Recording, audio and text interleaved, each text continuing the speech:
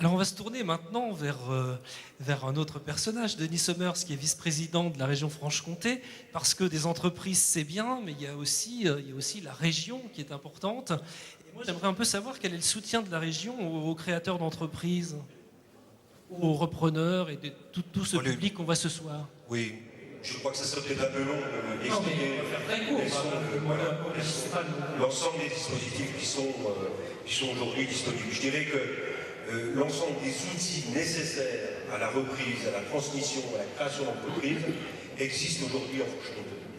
Pour les interventions en haut de bilan, on a CIFC et différents fonds qui sont liés, Franche-Comté Création, etc. On va abonder à hauteur d'1,5 million Franche-Comté Création 3. On a mis en place Capital Risque Franche-Comté, une nouvelle société de capital risque qui intervient donc en haut de bilan à hauteur de 50 000 à 150 000 euros. Je précise d'ailleurs que ces sociétés de capital risque, le capital est constitué par des apports de la région, mais aussi de la CDC, des banques, etc., mais aussi par des industriels.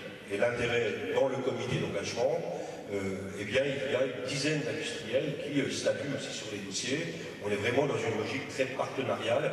Et cette société de capital risque, elle est présidée par Pierre Coll, que beaucoup ici certainement connaissent, qui est le patron de Femmes Automobiles qui sort d'ailleurs, le petit véhicule électrique F-City.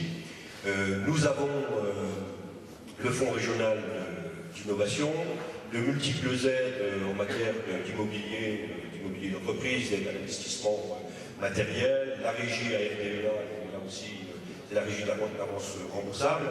Et nous faisons, parce qu'on considère que les politiques publiques, le principe de l'action publique, nous, est très important, mais les politiques en elles-mêmes ne sont pas sacrées, elles doivent évoluer, s'adapter aux exigences de notre temps. Et tout dernièrement, à l'invitation de la présidente, nous avons décidé de modifier un peu, d'élargir notre champ d'intervention en matière d'immobilier d'entreprise.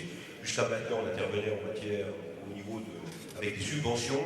Et là, nous pourrons, sous certaines conditions, intervenir en forme d'avance remboursable, ce qui permet une intervention publique beaucoup plus importante que celle qui existait auparavant.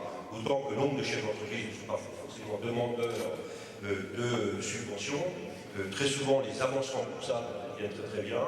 Ils sont quasi assimilables à des fonds propres. Ils ont un effet levier aussi auprès du système bancaire qui est très important. Donc je dirais que vraiment dans la dernière période, nous avons considérablement élargi le panel de nos outils financiers. On a une ingénierie financière à la disposition du développement des entreprises, je crois qu'il est aujourd'hui assez complet. Et si on ajoute à cela, et ce que vous avez expliqué tout à l'heure, les différentes possibilités d'intervention venant notamment du système bancaire, je crois qu'il y a, et puis le travail, le réseau comme celui-là, comme le réseau Entreprendre, on a vraiment de quoi faire en Franche-Comté pour développer l'activité.